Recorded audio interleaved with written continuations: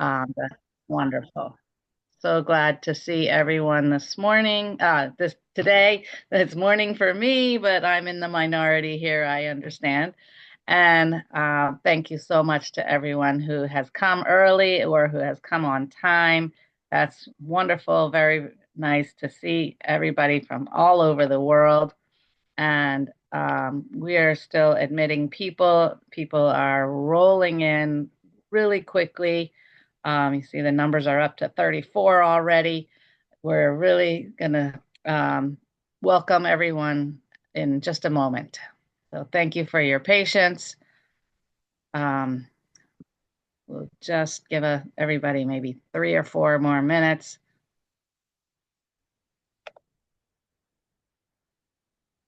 Hey, my name is Hi, everybody. My name is Miriam Oppenheimer, and I'm coming in from Philadelphia, Pennsylvania, in the United States. Thank you to everybody who came early or on time. We're about to get started, and thank you so much for coming.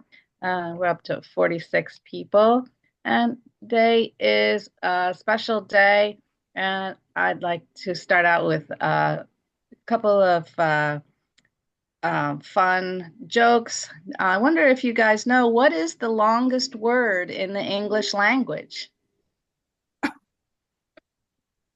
It's smiles. Do you know why? Because there's a mile before the first and last letter S. Smiles. So we use miles, you use kilometers. You know why the little boy ate his homework? His teacher said it was a piece of cake. Yes.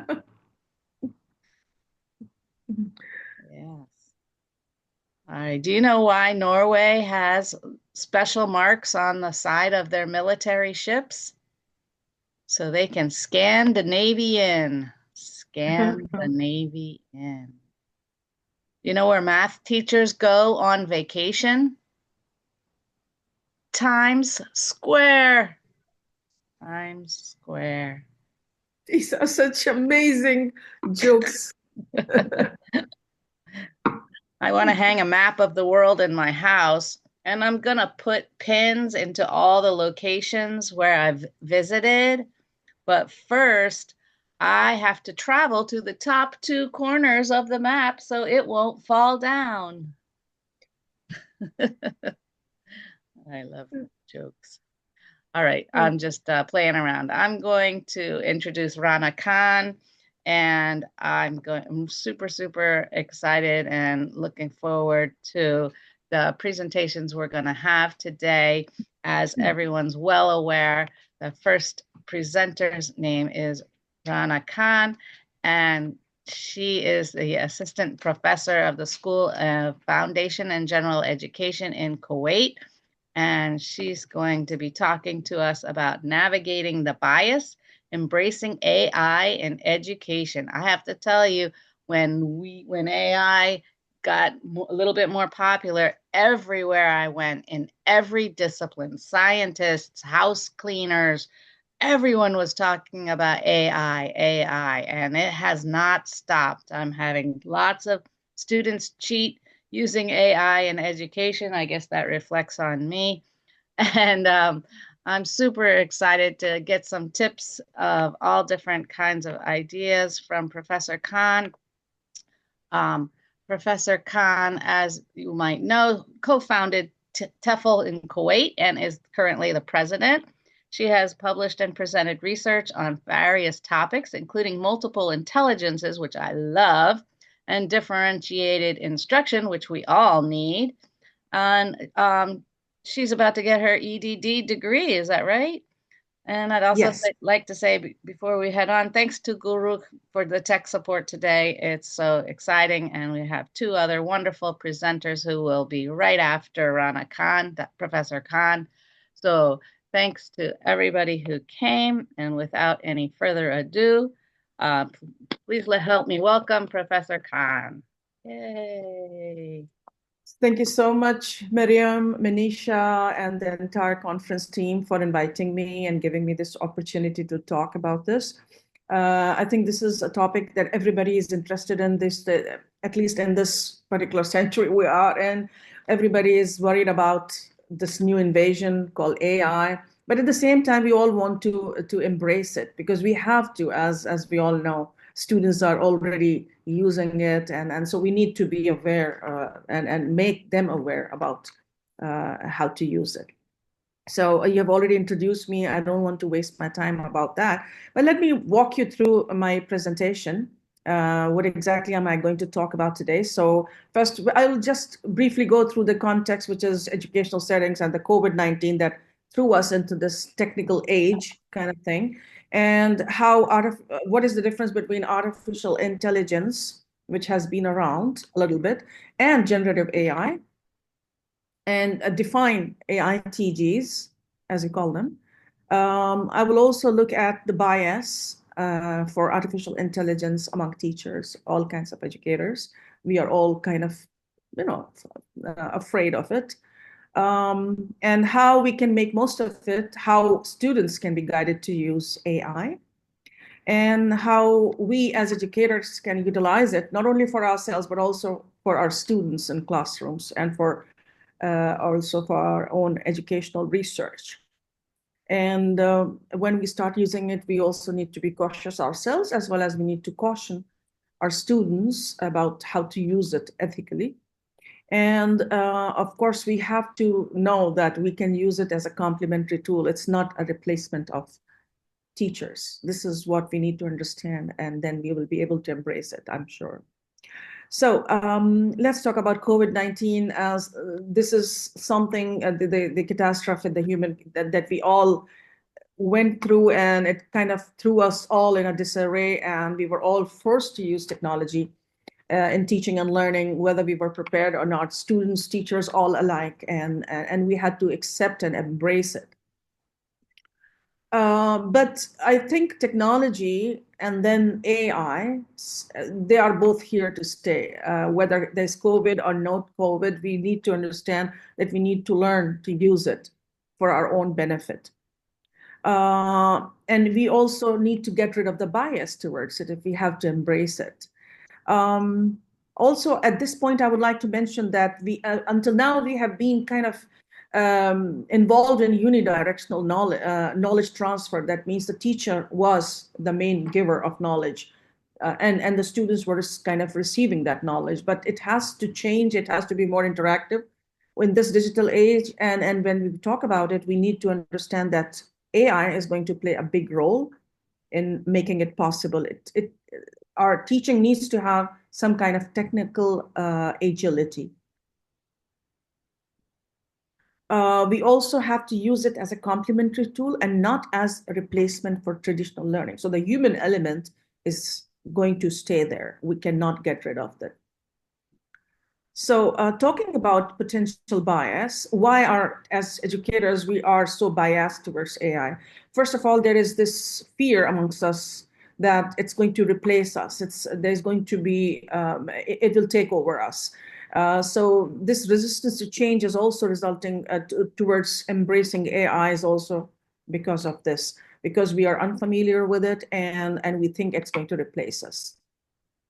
Also, there is this perceived threat to pedagogical autonomy, meaning that when it comes to us, or when we embrace it, or when we use it, it is not going to allow us to be autonomous in the way we teach or the way we run our class. It's going to take over my teaching style, which is not the case.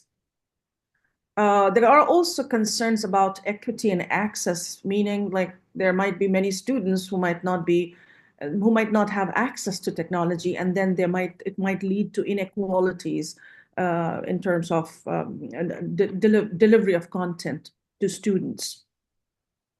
Because during COVID, we realized, I think most parts of the world were really struggling in terms of internet and connectivity, in terms of connectivity.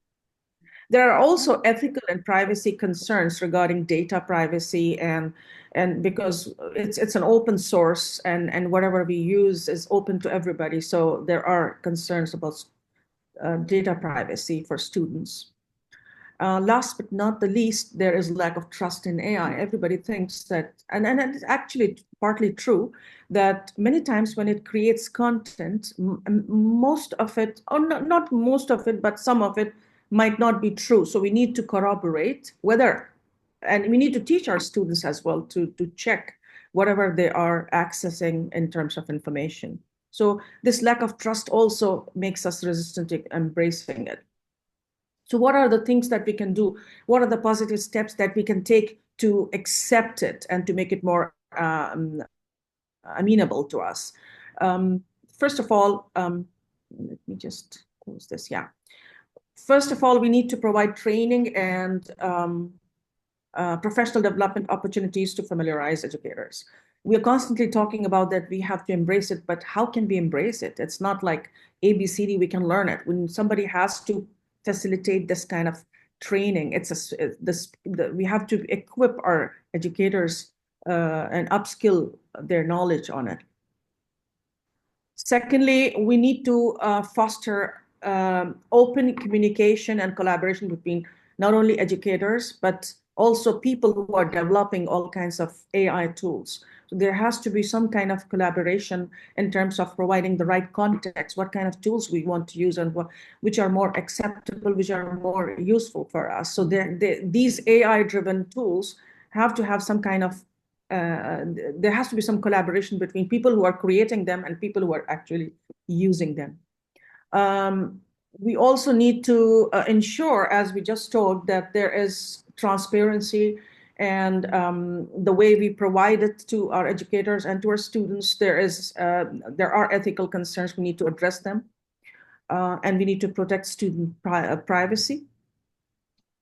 Also, we need to empower educators to critically evaluate and adapt AI tools to meet the unique needs and context of their students. That means it has to have some kind of, what do we say, like, culturally responsible, rather than just imposing one size fits all solutions, And we need also to engage educators in an ongoing dialogue to improve AI-driven educational technologies and build trust in their efficacy, that they actually bring more efficacy to my classroom.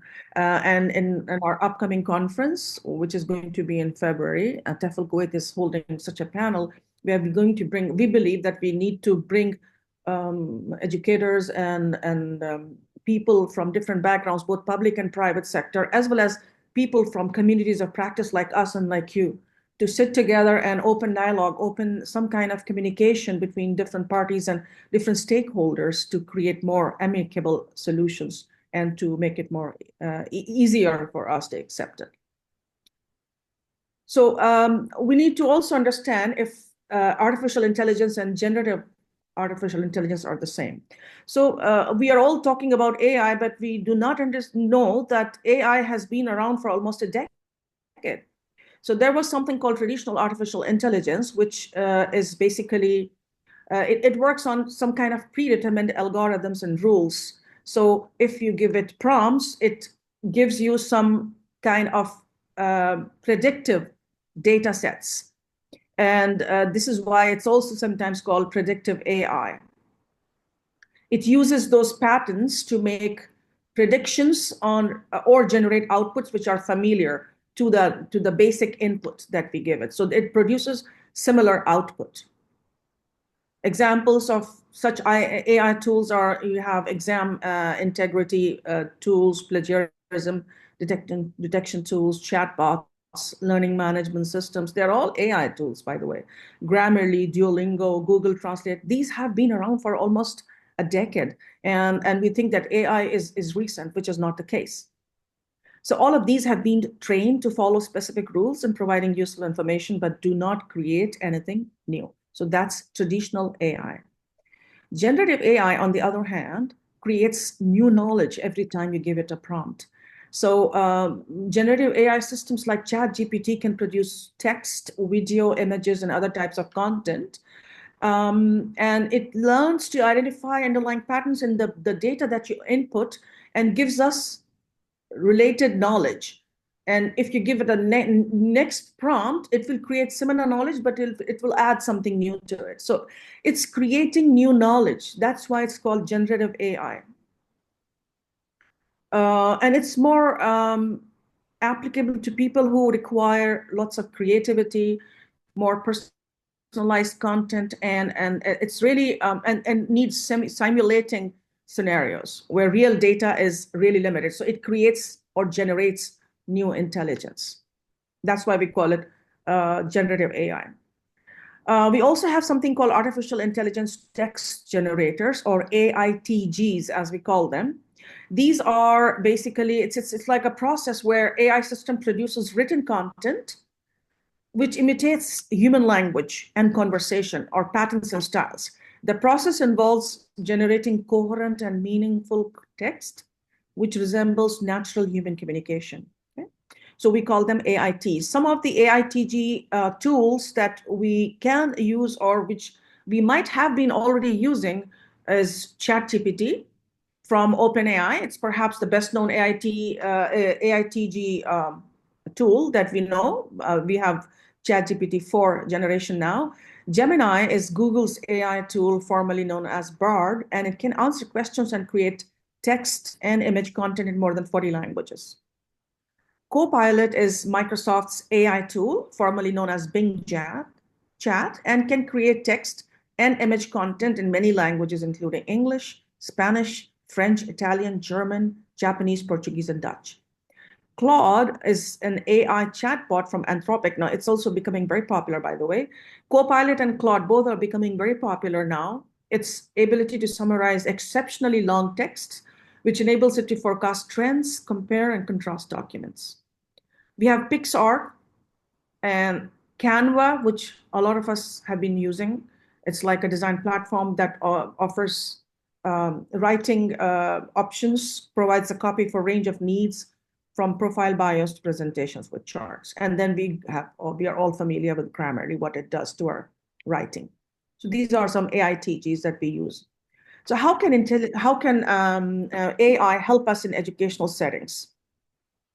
First of all, it helps us create a global classroom and makes education accessible to all with different languages and disabilities. It also allows or provides access for students who might be ill and can't attend school or can't go to school. So AI is a big help there. It also serves students requiring specialized learning, which many times schools do not offer. So very, very customized learning.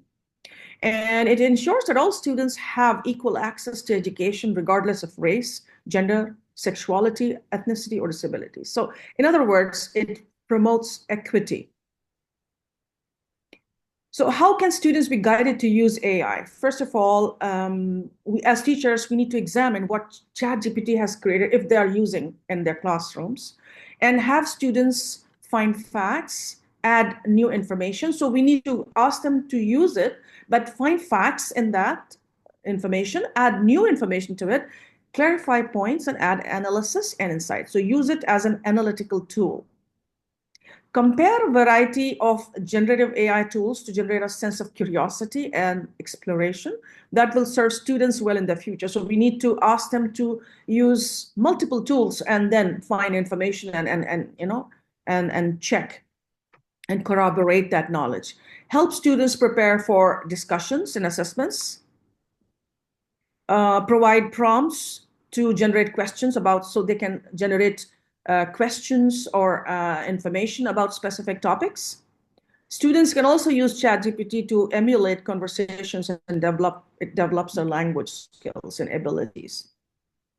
It can also be used to improve engagement and online learning by increasing students' motivation in asynchronous sessions or activities by embedding multimedia.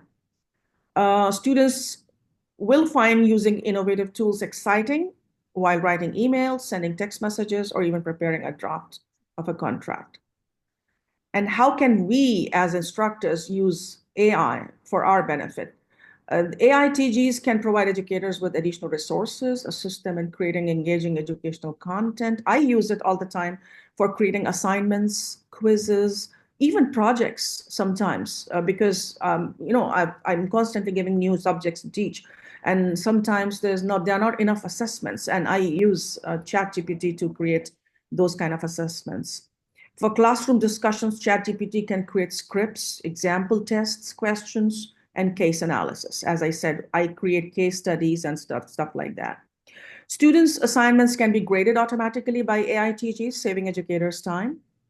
And AITGs can also provide students with automatic feedback on their essays. So there are lots of tools that can grade student assessments and provide them with the right feedback. It can also be used for training. And educators can supercharge their academic research by brainstorming ideas and gathering and analyzing data. As I said, we have many different tools that we can use to compare and summarize information. So let's go very quickly into each one of them. It allows for better well-being for teachers because it can automate administrative tasks like grading and tracking attendance. It gives us more time to create and plan our lessons otherwise, allows us to take a step back, look at students, differentiate instruction, which is not possible in a regular classroom. But because of AI, we save a lot of time and we can use it more constructively. It creates a more humane approach to learning. So this is for the teachers. It personalizes learning experience for students. It can customize lessons to match individual learning styles. As we talked about differentiated instruction, it allows it in a perfect and a more efficient way, improving student performance outcomes. It can utilize classroom performance to create more tailored educational pathways for students, promotes more inclusivity by addressing diverse learning needs and bridging skill gaps. We all know we have different kinds of learner styles in our classes many times, and it's not possible for us as humans to complete all of that, but AI can help us doing all of this. It also helps in supporting neurodiverse and differently able students who are different kinds of learners. AI features like text to speech, we already have many of them. And before even ChatGPT, I was using OneNote, and it has a tool that allows it was basically OneNote was created for dyslexics and for dyscalculia, basically. So this is also artificial intelligence. It provides with features like text to speech and subtitles and voice commands. They allow better improved accessibility for many differently abled learners. It also enables personalized support for neurodiverse students and those with disabilities. It makes learning more inclusive because it allows differentiated instruction for us as educators and makes it accessible for everyone. It also boosts student engagement as we can create differentiated instruction in classes, uses gamification, real-time feedback to make learning interactive and more enjoyable. And through personalized challenges, students are more likely to keep on learning. We do have tools like Gradescope and MathGPT Pro that can adapt lessons to student performance, keeping them more engaged, motivated. It makes learning more interactive and adaptive by adjusting lessons to fit each student's needs. And their smart textbooks and AI-driven resources offer interaction with instant feedback. So we have lots of feedback tools available. But all this also means that we need to be cautious, both as educators and need to warn our students also. There are obvious risks associated with this new technology that we are all using. And the use of AITGs in written assignments, essays, tests, or quizzes can lead to plagiarized or fraudulent, because as I said, sometimes it creates new knowledge which might not be true. So we need to teach our students to check that and corroborate that information. Inaccurate, biased, and inaccurate responses from AITGs on certain topics can negatively affect the learning process and objectives for students and perpetuate stereotypes. So we need to avoid that definitely. Student reliance on AITGs causes them to miss out on critical thinking skills, problem solving skills, proper research techniques, and peer interactions. These are things that we need to create a good balance. This is why we as teachers need to step in. AITGs are not able to estimate creativity. Yes. So when we are providing assessment, they are not able to estimate creativity and originality, among other soft skills. So this is where the human element of us as teachers comes in. So it cannot replace us, never. So just to conclude very quickly, it is very important for us as educators to consider how to address the use of AITGs in the classroom so we can create that balance. We need to ensure that they're being used as complement rather than as a supplement for traditional teaching methods. So we will always be there. We need to use it to help students optimize their learning processes. And we need to use and understand these new technologies to ensure that students have a better learning experience and they have better expression of learning through AI tools. Educators will need to rethink creatively about how to apply changes to their content and to the skills we give. And we want to give, of course. We cannot deny that we want to give to our students. We can and should embrace AITGs like ChatGPT as a partner that helps us learn more, work smarter, and faster. Thank you so much. That's all. I don't know if I took more time. So if there are any questions, I would be happy to answer. And thank you so much for your time and for listening. Thank you so much, Professor. It's wonderful, Professor Khan. Thank you so much. We're so glad that you were able to do this. Do we have time for a couple of questions? Does anybody want to unmute yourself and ask a question? I'm myself learning, Willa, to be honest. I'm myself training myself to use these tools. Every single day I come across something. And recently we have been given a new LMS, and AI has been such an amazing help in creating assessments and directly transferring them onto the LMS, Moodle. So it is so helpful, and it saves you so much work, which otherwise you would have to do yourself. Great. Did it make this slideshow? No, no. Though it can, I it know it can provide. can. It Yeah. can, of course. But I have not tried it though.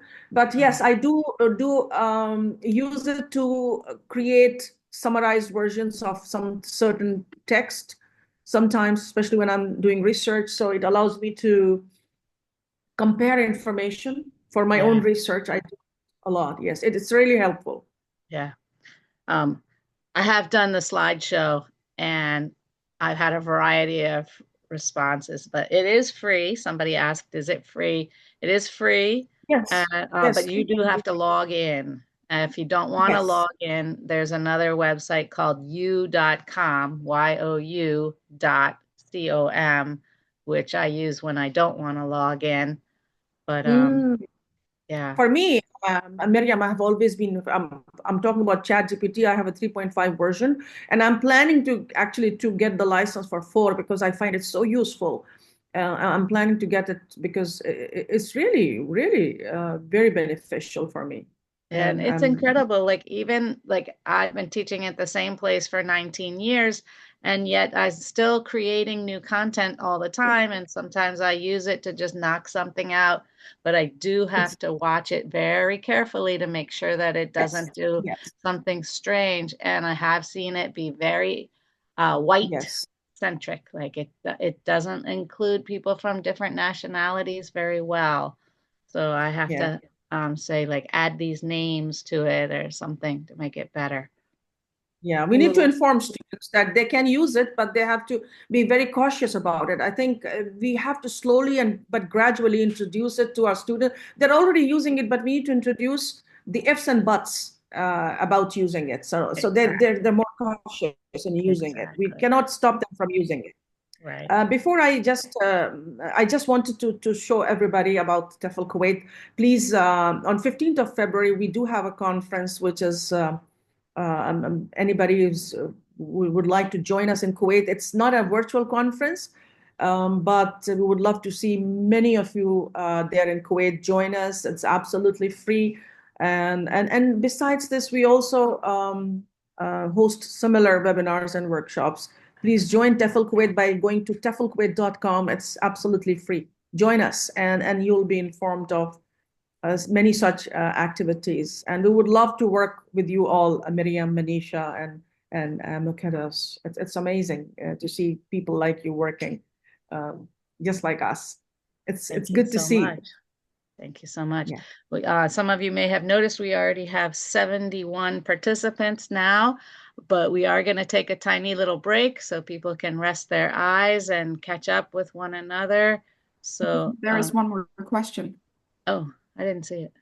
Yeah. Could you clarify about cloud? Claude, Claude, as Claude. I said, CLAU, yeah, Claude.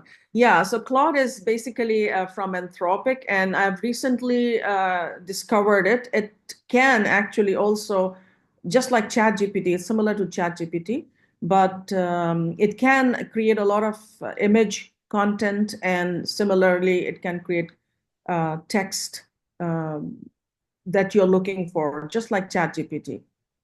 But I'm learning about it. Recently, it has been introduced to me, and yeah.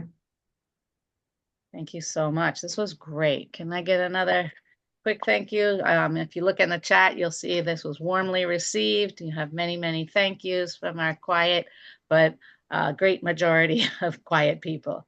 Thank you Most of so these much. tools are free. The initial versions are free. Claude and Copilot. The Copilot comes with the with MS Office, and it's a part of MS package. So some of them are free, and of course, there's always a licensed version of all these tools.